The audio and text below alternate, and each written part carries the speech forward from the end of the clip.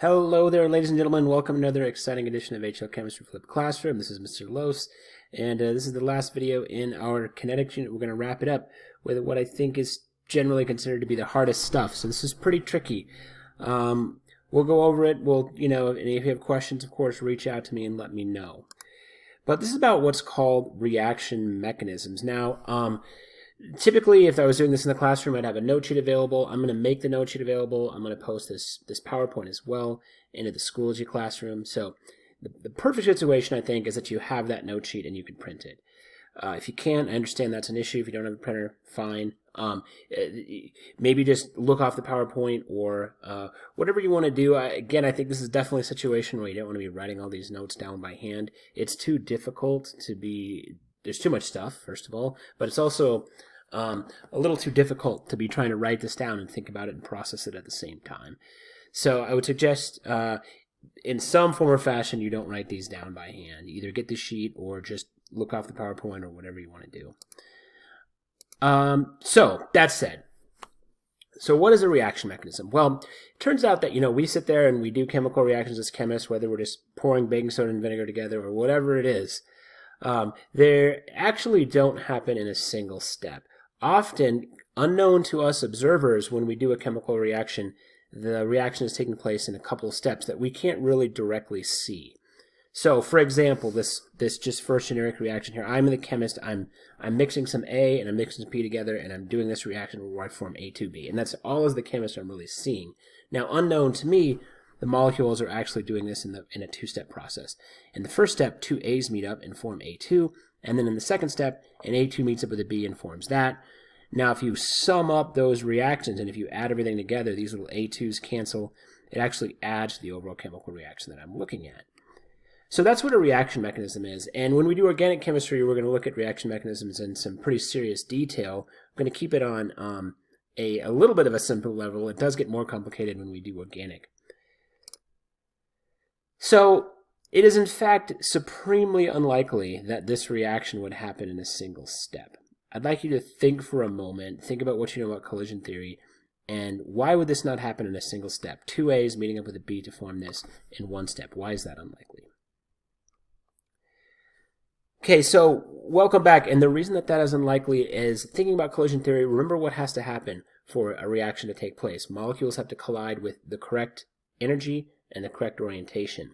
So we have these, in this case, three randomly moving molecules or atoms. All three of them would have to be in the right orientation. They'd have to have the right amount of energy.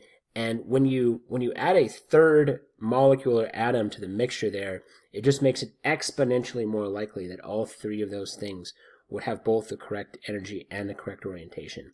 So it would become much more unlikely to occur for those three molecules versus two. The change is exponential when you go from 2 to 3 molecules colliding in a single step. So to define reaction mechanism formally, it's a series of steps that occur in a chemical reaction. These are hidden steps. The individual steps of the reaction mechanism, we call those elementary steps. And then intermediates, you may have noticed there was an A2 intermediate. Intermediates are chemical species that appear in the elementary steps but not in the overall reaction. So they're not one of our reactants or one of our products, but they show up in the mechanism somewhere. And like I was saying in the previous example, A2 is an intermediate. A2 is not a reactant or a product. It is an intermediate. Another piece of terminology is molecularity, and that is the number of reactant molecules present in an elementary step. You could have a unimolecular step where there's only one molecule involved in the elementary step. That would be some kind of decomposition. You could have a bimolecular step, which would involve the collision of two molecules. And then you could have, I don't know why they don't call it tri, I didn't invent these words, they call it a termolecular instead of trimolecular for some reason, which would involve the collision of three molecules. And as we were just speaking about, that really doesn't happen very often. And if it did, the resulting reaction would be extremely slow. And we'll see and talk and look at some more examples of these things. But comparing elementary steps, which remember are steps within a larger chemical reaction, just the smaller substeps, if you will, of a larger chemical reaction. So you can write rate laws for elementary steps. So you can write rate laws for actual chemical reactions that you're doing, and you can write the rate laws for the steps of those chemical reactions. However, unlike chemical reactions, you can write the rate laws for elementary steps just by looking at them. Okay? This is not true for an actual chemical reaction. And one of the biggest problems that people run into, I think, is kind of mixing up what an elementary step is and what an actual chemical reaction is. So for an actual chemical reaction we perform as chemists, we have to rely upon experimental data to determine the rate law for that chemical reaction. However, if we are looking at something on paper and someone says to us, this is an elementary step, this is happening in one step, we can write the rate law for that just by looking at it. So I'll show you an example of what I mean.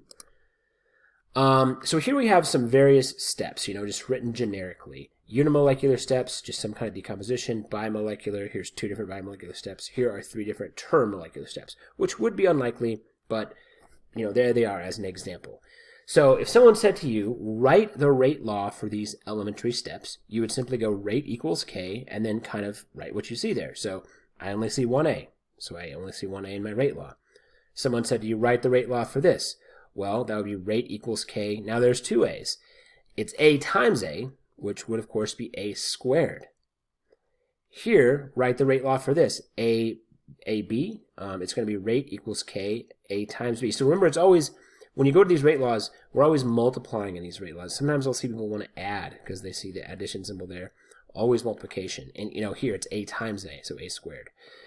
If there was some kind of term molecular step, that would be A times A times A. Notice it's always rate equals K times whatever this is. Here's 2 A's and a B, so it's A squared B. And so it's pretty simply just kind of plugging it and follow this pattern. That's how you write rate laws for elementary steps.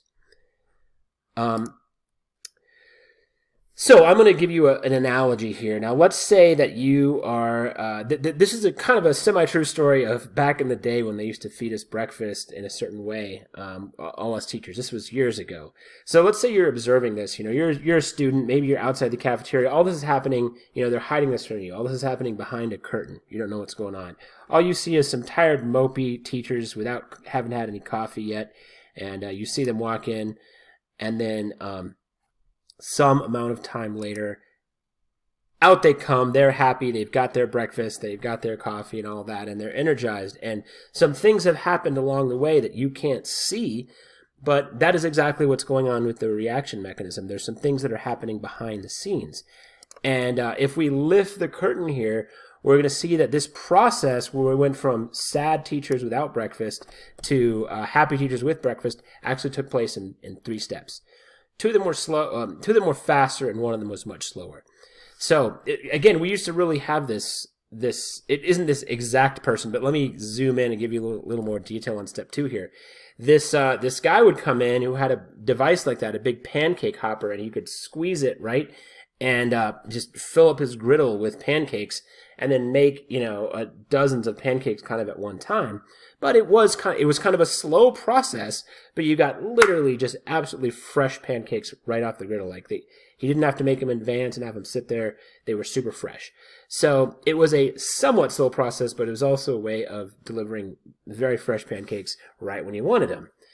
So going back and thinking about this line, it's sad to say how much time I spent making this animation for how low quality it is, but here we have a couple of, neutral teachers. So there's 3 steps to this process. There's a step where you get your plates and forks and stuff like that.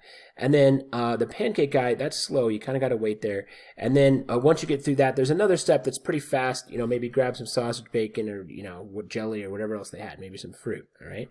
So our first teacher, he goes up through the line there, and then, kind of got to wait a little bit for the pancake guy to get things rolling.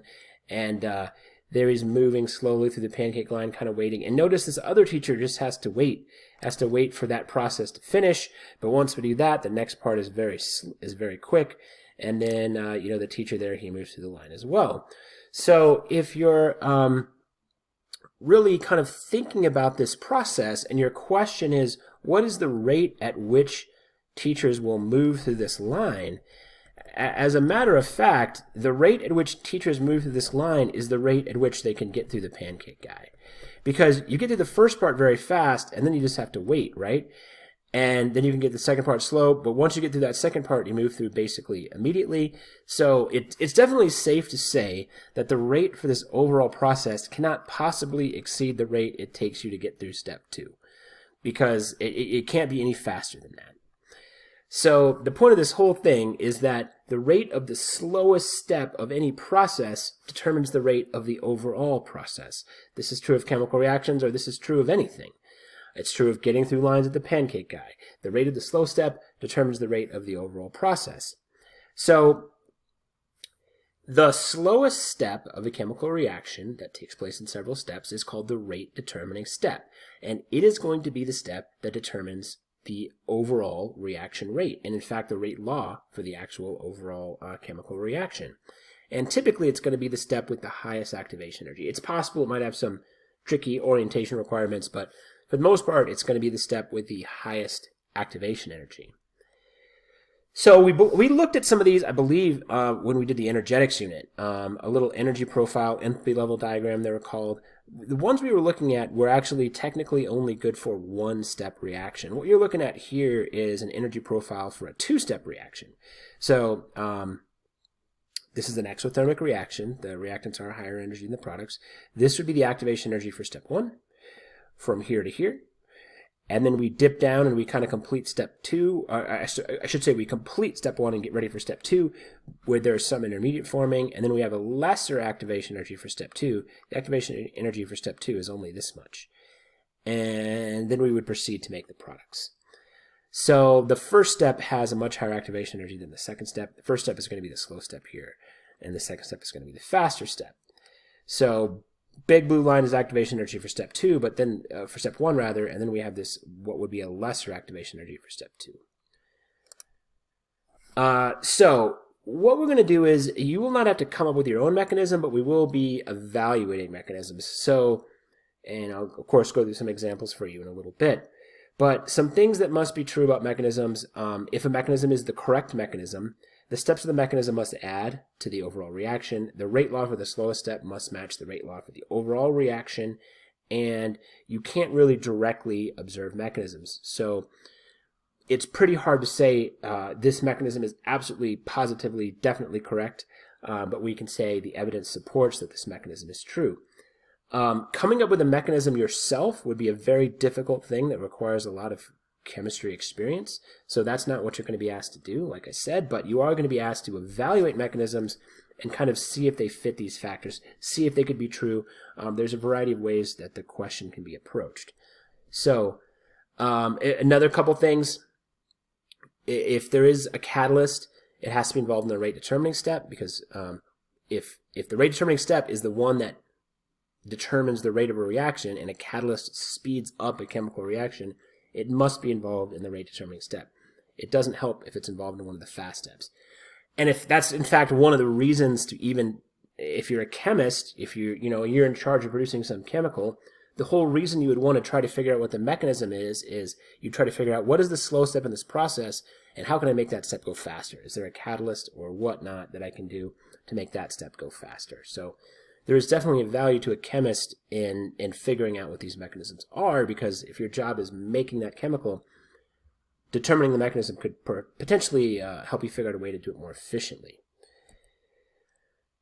Okay, so let's just look at an example. So here's the chemical reaction. And again, this is the only thing that we as chemists are actually doing and seeing and observing. This is the only thing we can directly observe. We're taking some NO2, we're mixing it with CO, and we're making these products. That's what we can watch happen and observe happen. Now, we do an experiment and we determine the rate law for this. So we do that thing that we talked about more towards the beginning of this unit. We perform the reaction several times, different concentrations, and we determine that this is the rate expression. Rate equals K times NO2 squared. So it's second order with respect to this, and it's zero order with respect to CO. And it's fair to wonder, how is that possible? How could CO's concentration not affect the rate? Definitely seems like it should. The reason, and I'll show you how it's possible here in a second when we look at the mechanism. So let's say some chemist comes along and said, this reaction that you're looking at here actually takes place in 2 steps. In the first step, this happens, we take 2 NO2s and we make an NO3 and an NO, and in the second step, NO3 combines with CO and makes those things. So let's evaluate this mechanism. Can this be the correct mechanism? So one thing that must be true is if this mechanism is correct, these steps must add to the actual overall chemical reaction. So let's look for things that cancel. Just like when you were doing the Hess's Law stuff back in energetics. The NO2s cancel, the NO3s cancel, and then if we drop down what's left, lo and behold, that actually is the chemical reaction that we're looking at. So this mechanism does meet that requirement that the steps of this reaction are adding up to the actual chemical reaction. And so remember, we're saying this is the rate expression. This has been experimentally determined. We know this to be true, as much as you can know anything in science. It's second order with respect to NO2, and it's 0 with respect to CO.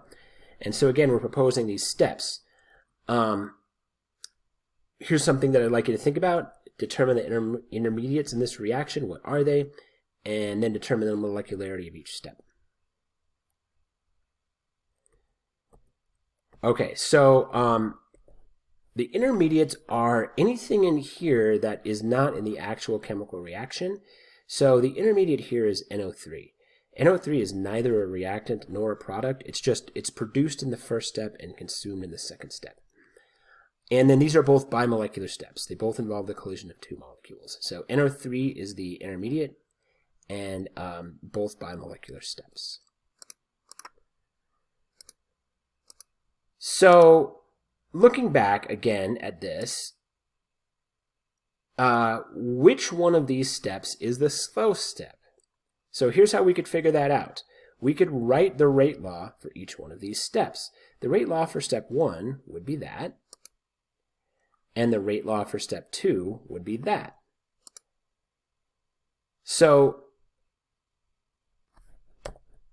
examining this now, this, of course, here would simplify to rate equals K times NO2 squared.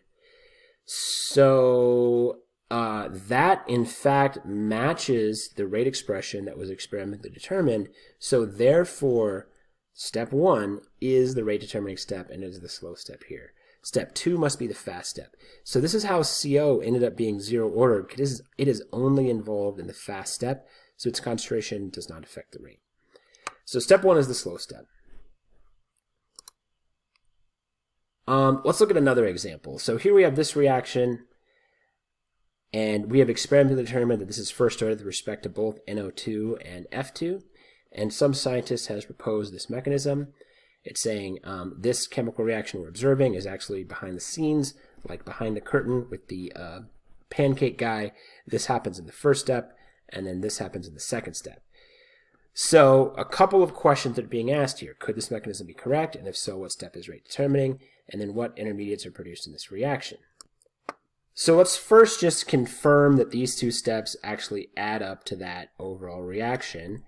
And I see an F on both sides that I can cross out. I see 2 NO2s.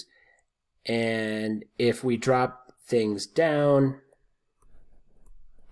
I got 2 NO2s plus an F2 yields 2 NO2F.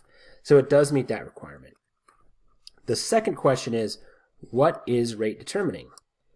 So if I, the way that I can figure out what the rate determining step is I could attempt to write the rate law for both of these, and whichever one, when I write the rate law for it, matches the experimentally determined one. So step 1's rate expression is rate equals K times NO2 F2.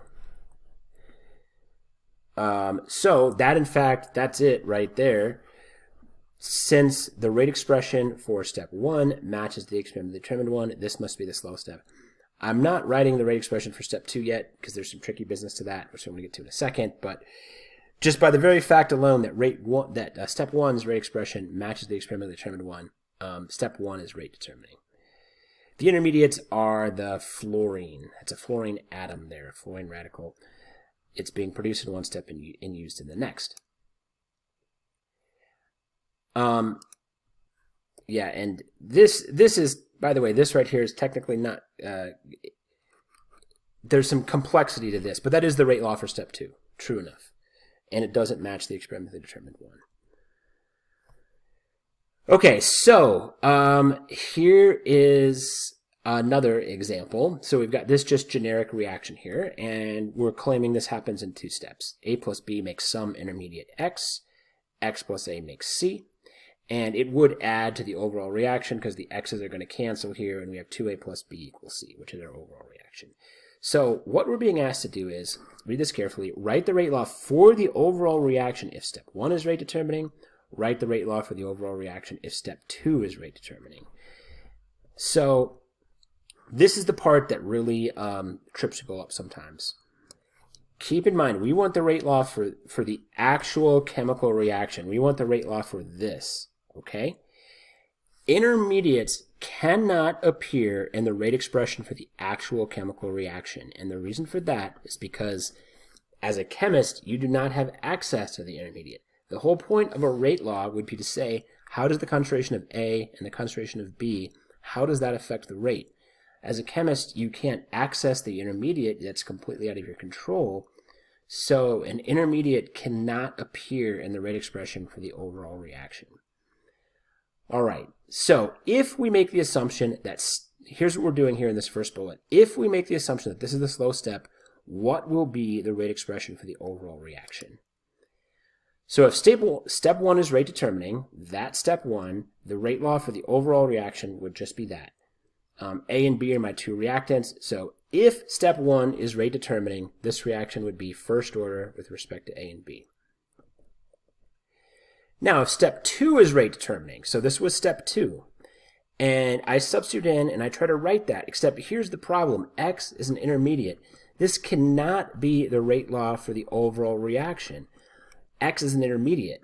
So what I have to do is I have to substitute in where that came from.